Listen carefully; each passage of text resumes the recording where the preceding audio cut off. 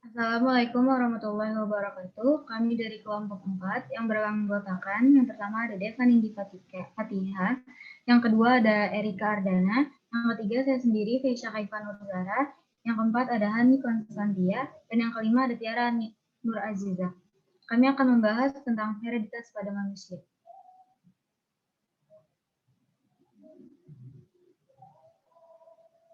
Hereditas pada manusia merupakan sebuah proses penurunan sifat dari induk kepada keturunannya melalui gen. Hereditas bukan termasuk ke dalam penurunan berupa tingkah laku, melainkan lebih ke arah penurunan bentuk atau struktur tubuh dari makhluk hidup, sehingga antara induk dengan keturunannya memiliki kemiripan atau serupa. Pola hereditas pada manusia. Contoh sederhana yang umum terjadi adalah penurunan penyakit yang diakibatkan oleh adanya gen. Gen ini terletak pada autosom atau juga bisa dipicu oleh gen pada kromosom seks yang disebut sebagai gonosom. Ada dua macam kromosom. Yang pertama ada kromosom badan atau autosom, dan yang kedua ada kromosom kelamin atau kromosom seks yang disebut gonosom.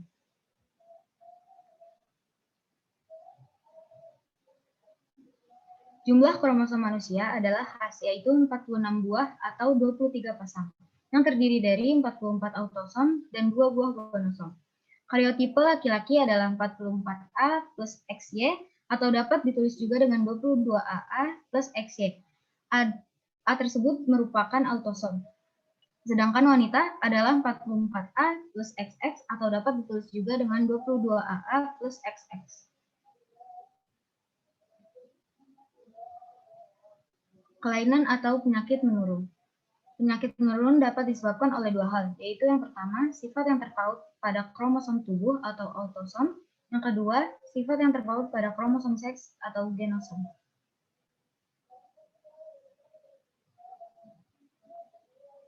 Yang pertama ada kelainan terpaut autosom dominan. Pewarisan sifat autosom dominan ditentukan oleh gen-gen yang terdapat di dalam DNA pada autosom atau kromosom somatis. Pewarisan sifat jenis ini diturunkan oleh genotip dominan. Apabila genotip dominan ada, maka sifat tertentu akan muncul fenotipnya, yaitu sifat yang tampak. Pada autosom dominan ini dapat disimbolkan dengan huruf besar. Contoh dari kelainan autosom dominan, yaitu yang pertama ada penyakit polidaktili atau kelainan jari lebih. Polidaktili adalah cacat menurun ini diwariskan oleh gen autosom. Penderita polidaktili mempunyai genotip P besar atau P besar dan P kecil. Genotip orang yang berjari normal yaitu P kecil. Adapun contoh dari penyakit polidaktili ini yaitu seorang wanita menikah dengan pria polidaktili, kemungkinan genotip dan fenotip anaknya adalah untuk P-nya atau induknya, yang wanita bergenotip P kecil yaitu normal disilangkan dengan pria yang berpenyakit polidaktili yang genotipnya P besar P kecil. Hasil dari gametnya untuk wanita yaitu P kecil dan untuk pria P besar P kecil. Dan untuk fenotipnya menghasilkan P besar P kecil dan P kecil P kecil. Jadi kemungkinan genotip dan fenotip anaknya adalah 50% pengidap polidaktili dan 50% normal. Maaf, itu ada kesalahan. Dan yang kedua, untuk induknya, untuk wanita yaitu bergenotip P kecil dan disilangkan dengan pria yang bergenotip P besar P kecil. Dan hasil genotipnya yaitu untuk wanita P kecil dan pria P besar P kecil. Dan menghasilkan fenotip P besar P kecil atau polidaktili 100%. Yang kedua ada brachydactyly. Brachydactyly adalah kelainan tulang ruas jari pendek pada tangan atau kaki. Kelainan ini dicirikan dengan jari tangan atau kaki yang memendek, disebabkan oleh pemendekan ruas-ruas tulang jari, atau penderita brachydactyly mengalami kekardilan pertumbuhan. Pada keadaan homozigot dominan, yaitu B besar bersifat letal atau mati. Heterozigot B besar B kecil adalah penderita brachydactyly dan homozigot resesif B kecil bersifat normal. Adapun contoh soalnya yaitu Sepasang suami istri mengidap kelainan Brachydactyly. Kemungkinan fenotip anaknya yang dihasilkan adalah fenotip untuk laki-laki yaitu bergenotip B besar B kecil disilangkan dengan perempuan yang berpenyakit Brachydactyly yang bergenotip B besar B kecil, menghasilkan gamet B besar B kecil dan B besar B kecil. Dan hasil dari fenotipnya setelah disilangkan yaitu ada B besar, yang kedua ada B besar B kecil, dan yang ketiga B kecil B kecil. Untuk presentasinya 20% meninggal dan 50% mengidap Brachydactyly dan 25% normal.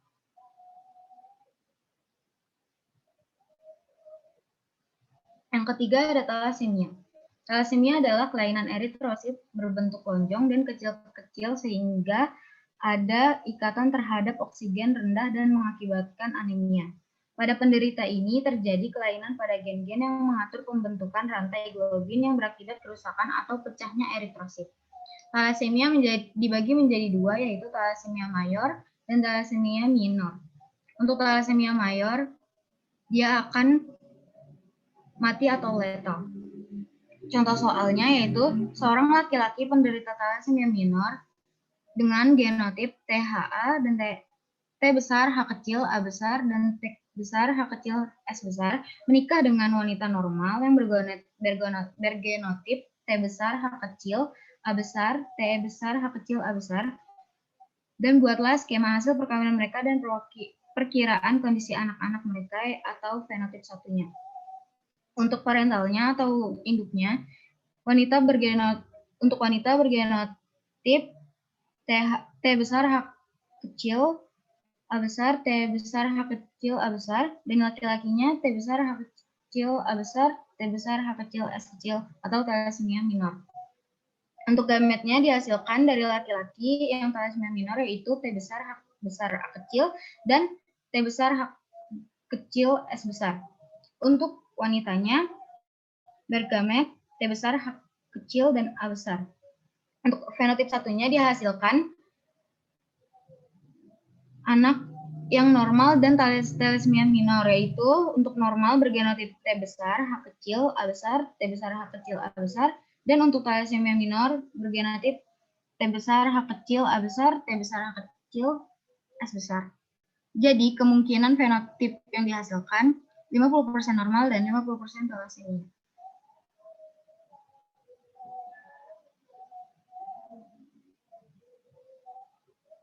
Selanjutnya ada kelainan terpaut autosom resesif. Pewarisan sifat autosom resesif ditentukan oleh gen-gen yang terdapat di dalam DNA pada autosom.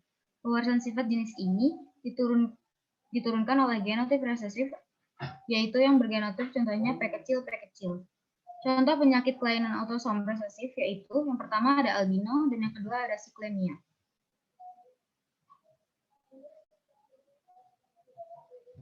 Yang pertama albino. Albino adalah tidak adanya pigmen pada kulit atau rambut dan mata. Albino terjadi karena tubuh tidak mempunyai enzim tirosinase yang mengubah tirosin menjadi melanin sehingga terjadi kombinasi rambut putih, mata kemerahan, dan kulit sangat cerah. Penderita albino sangat rentan terhadap kanker kulit. Mata seorang albino juga tidak tahan terhadap cahaya matahari atau fotofobia karena irisnya tidak memiliki pigmen. Sifat albino dikendalikan oleh gen resesif atau gen A kecil, di mana orang normal memiliki genotip A besar A kecil atau A besar A besar, sedangkan albino bergenotip A kecil A kecil. Contoh soalnya yaitu seorang laki-laki normal heterozigot menikah dengan seorang wanita normal heterozigot pula. Adakah keturunan yang menderita albino?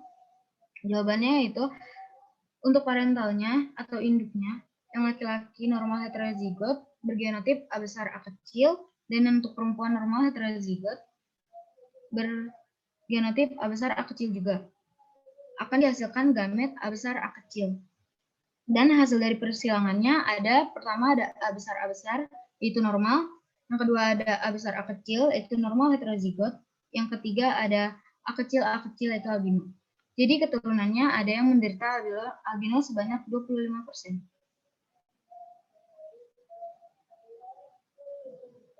Yang kedua ada siklemia.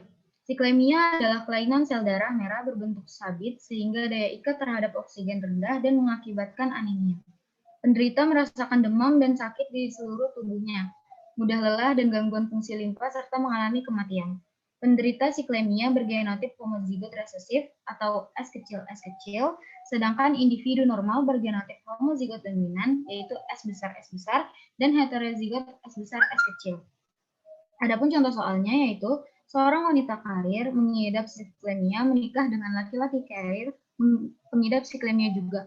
Bagaimanakah hasil presentasi fenotipnya? Untuk parentalnya, perempuan karir siklemia bergenotip S besar S kecil disilangkan dengan laki-laki bergenotip S besar S kecil juga.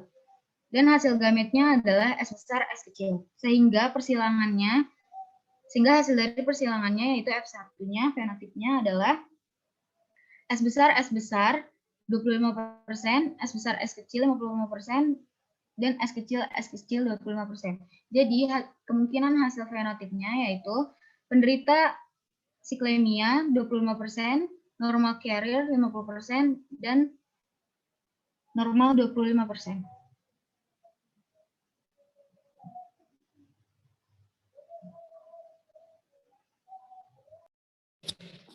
Selanjutnya, kelainan terpaut gonosom.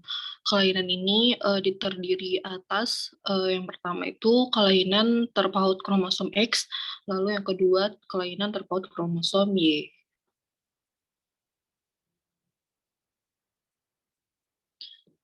Nah, kelainan terpaut kromosom X yang pertama itu ada contohnya buta warna. Buta warna ini sendiri merupakan kelainan pada seorang yang tidak dapat membedakan beberapa warna dengan baik. Penyebab dari buta warna ini yaitu gen buta warna yang terdapat dalam kromosom X. Kromosom X yang membawa gen buta warna ini disebut XCB. CB itu sendiri artinya colorblind. Nah, ini menyebabkan kelainan pada sel-sel kerucut sehingga tidak dapat mengenali warna-warna tertentu. Buta warna ini dibedakan menjadi dua macam, yaitu buta warna total. Buta warna total ini hanya mampu melihat hitam putih, dan yang kedua buta warna parsial, yaitu hanya mampu melihat warna-warna tertentu. Laki-laki buta warna hanya akan menurunkan sifat buta warnanya hanya kepada anak perempuannya. Jadi pada wanita dengan kromosom yang normal itu disebut XX, lalu jika ada salah satunya memiliki gen buta warna itu disebut XCBX, yang artinya wanita tersebut wanita karir yang membawa gen buta warna. Lalu yang kedua kromosomnya itu memiliki gen buta warna itu disebut XCB. Itu wanita yang buta warna. Lalu pada laki-laki itu kromosom yang normalnya itu disebut XY. Lalu jika salah satu kromosomnya itu memiliki gen buta warna disebut XYB. Jadi perbedaannya wanita dan laki-laki itu kalau yang di wanita itu ada wanita karir, kalau yang di laki itu nggak ada namanya laki-laki karir. Contoh soalnya, ini terdapat contoh soal, seorang ibu karir menikah dengan pria buta warna. Berapa persentase kemungkinan anaknya buta warna? Jadi parenternya yang wanita ini wanita karir berarti XCBX. Lalu laki-laki pria buta warna berarti XCBY. Gametnya XCB dan X, kalau yang pria XCB dan Y. Lalu ditentukan kemungkinan anaknya lewat tabel seperti yang digambar. Lalu itu dipersilangkan antara yang ibu dan yang pria. Jadi yang buta warna itu presentasinya itu ada 2. Lalu dihitunglah presentasi buta warnanya itu 2/4 dikali 100%, jadinya 50%. Selanjutnya, ya, yang kedua hemofili. Hemofili ini adalah kelainan pada proses pembukaan darah, di mana pada orang yang memiliki gen hemofili, ia memiliki kesusahan untuk pada saat proses lukanya itu nggak bisa menutup. Jadi dia terus-terusan untuk berdarah gitu. Penyebabnya hemofili ini terdapat gen hemofili yang terdapat pada kromosom X disimbolkan dengan XH. Darah penderita tidak akan memiliki zat anti hemofili globulin sehingga tidak mampu membentuk tromboplastin. Hemofili bersifat resesif, wanita bertipe homozigot bersifat letal sehingga tidak pernah ada di dunia. Jadi sama kayak yang di buta warna itu, kalau yang wanita dengan kromosom normal itu disebut XX, kalau wanita karir itu XHX, kalau yang wanita dengan hemofili XH. Kalau yang laki-laki dengan kromosom normal itu XY, dan laki-laki dengan hemofili itu XHY. Selanjutnya contoh soal. Contoh soalnya itu seorang ibu penderita hemofili menikah dengan pria normal, maka A seluruh anaknya hemofili, B seluruh anaknya normal, C seluruh anak laki-lakinya hemofili, D setengah anak perempuannya hemofili. Jadi jawabannya itu parentalnya ibu penderita hemofili itu XH dan pria normal itu XY. Jadi gametnya yang ibunya XH dan XH, kalau yang pria normal itu X dan Y. Jadi dilakukan persilangan, jadi kemungkinannya itu seluruh anaknya perempuan karir atau seluruh anak laki-lakinya hemofili. Jadi jawaban yang benar adalah C, seluruh anak laki-lakinya hemofilia.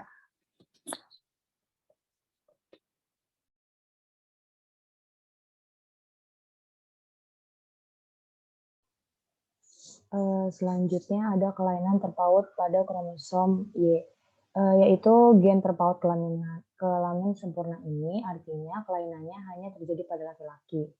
Yang pertama tuh ada hypertrichosis. Itu merupakan contoh gambar dari orang yang mengalami hypertrichosis. Yang kedua ada Weber-Towse atau sindaktili. Yang terakhir ada hystrix gravior. Yang pertama, kelainan hypertrichosis. Kelainan ini ditentukan oleh gen H yang terpaut kromosom Y, sehingga kelainan ini hanya dimiliki laki-laki. Hypertrichosis adalah kondisi langka yang ditandai dengan pertumbuhan rambut yang sangat berlebihan.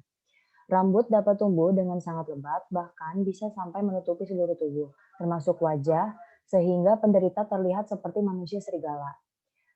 Penyebab munculnya hypertrichosis belum diketahui secara pasti. Namun, para ahli menduga kondisi ini terjadi akibat adanya mutasi gen yang merangsang pertumbuhan rambut menjadi berlebihan.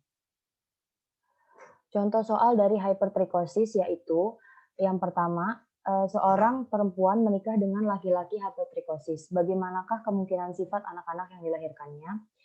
Pada parental X besar, perempuan normal disilangkan dengan X besar, Y besar, laki-laki pembawa sifat hypertrichosis akan menghasilkan gamet X besar, Y pembawa hypertrichosis dan akan menghasilkan anak X besar yaitu perempuan normal dan X besar Y besar laki-laki pembawa hypertrichosis.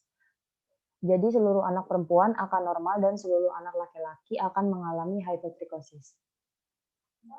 Yang kedua, Weber-Towse atau sindaktili. Weber-Towse atau sindaktili pada jari kaki. Yang pertama, kondisi ini yang terjadi ketika kulit dari 2 jari atau lebih, tangan atau kaki menyatu bersama. Sekitar 10 hingga 40% kasus sindaktili disebabkan oleh faktor keturunan. Jari tangan dan jari kaki yang berselaput dapat terjadi karena disebabkan oleh kondisi yang mendasarinya, seperti sindrom Polandia, yang penyebabnya yaitu gen W kecil T kecil atau resesif, sedangkan oleh W besar T kecil dominan menentukan keadaan normal.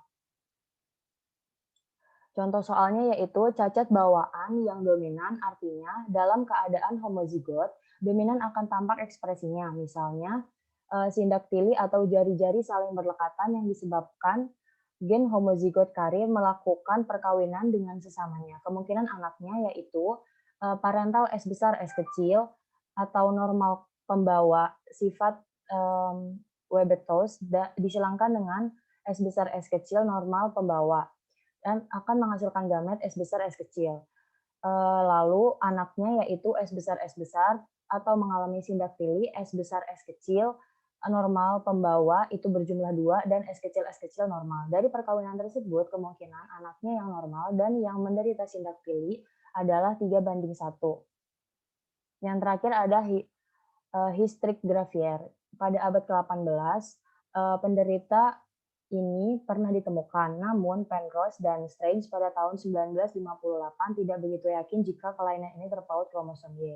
Gen resesif H kecil G kecil menyebabkan pertumbuhan rambut panjang dan kaku di permukaan tubuh, sehingga terlihat menyerupai hewan landak yang tubuhnya berduri. Alel dominannya yaitu H besar G kecil menentukan pertumbuhan rambut normal.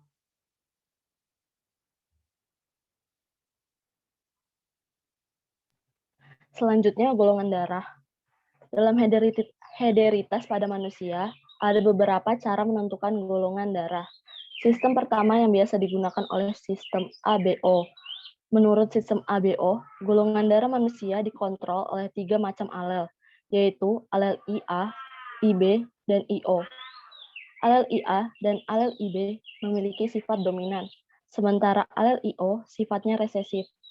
Karena sifat alel A dan B dominan, sementara O resesif, kombinasi golongan darah manusia jadi 4 macam, yaitu A, B, AB, dan O.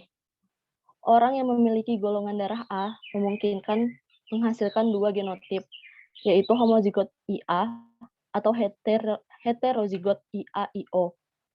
Karena IO resesif, orang yang memiliki genotip IA-IO akan memiliki golongan darah A. Orang dengan golongan darah B juga memiliki 2 kemungkinan genotip, yaitu homozigot IB-IB atau heterozigot IB-IO. Kalau golongan darah kamu AB, berarti kamu memiliki genotip IA-IB. Golongan darah O harus memiliki genotip homozigot IO-IO supaya fenotipnya O. Contoh soal.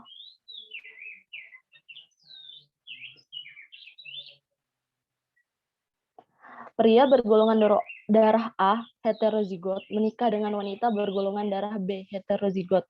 Kemungkinan golongan darah yang akan dimiliki anak mereka adalah di sini genotipnya pria itu IA-IO karena bergolongan darah A heterozigot, sedangkan wanita IB-IO karena bergolongan darah B heterozigot.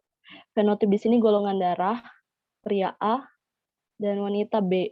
Gametnya yang pria IA dan IO, yang wanita IB dan IO. Di situ ada tabel persilangannya. IA dikali IB jadi IA-IB, IA-IO jadi IA-IO, IO dikali IB jadi IB-IO, IO dikali IO jadinya IO-IO.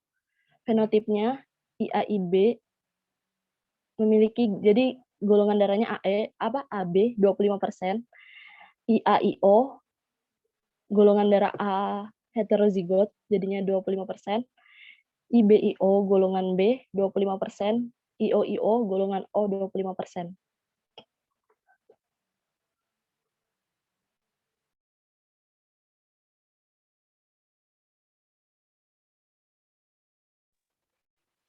Yang selanjutnya ada tipe resus. Sistem resus ini adalah pembagian golongan darah berdasarkan faktor resus, alias antigen lain yang ada di eritrosit. Orang yang punya faktor resus ini digolongkan ke kelompok orang dengan resus positif. Resus positif ini memiliki sifat dominan alias R besar dan H kecil. Sementara resus digolongkan ke kelompok ini memiliki sifat resesif dengan genotip R kecil dan H kecil. Resus positif dilambangkan dengan genotip R besar H kecil, R besar H kecil. Di sini dinamakan homozigot, sedangkan yang heterozigot pada resus positif dilambangkan dengan genotip R besar H kecil, R kecil, H kecil. Sedangkan resus negatif R kecil, H kecil, R kecil, H kecil. Selanjutnya ada contoh soal. Seorang pria dengan golongan darah A homozigot, resus positif homozigot, menikah dengan wanita bergolongan darah O homozigot, resus positif. Bagaimanakah golongan darah keturunannya? Jadi parental misalnya golongan darah A homozigot yaitu IA besar H kecil, disilang bergolongan darah O resus positif homozigot yang dilambangkan dengan genotip IO besar, IR besar H kecil, IR besar H kecil. Dihasilkan gamet IA besar, IR besar H kecil dengan IO besar, IR besar H kecil. Jadi F1 dihasilkan IA besar, IO besar, IR besar H kecil, IR besar H kecil, yang dimaksudkan dengan 100% keturunannya bergolongan darah A dengan memiliki resus positif. Sekian dari kelompok 4.